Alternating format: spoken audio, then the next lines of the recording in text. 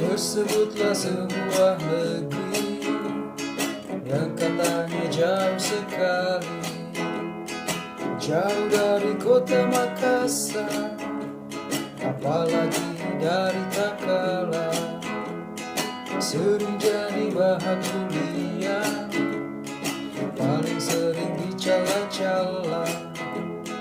Bahkan orang selalu bilang Sudiang planet ke-10.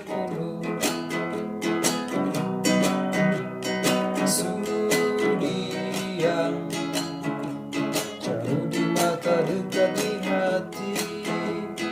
Sudiang walau jauh tetap dicari.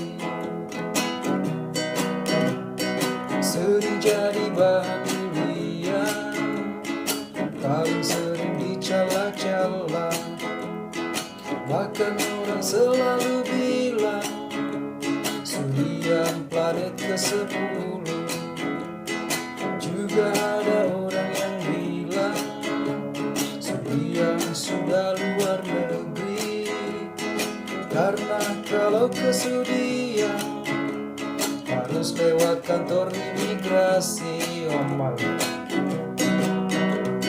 Sudiang jauh di mata, dekat di hati.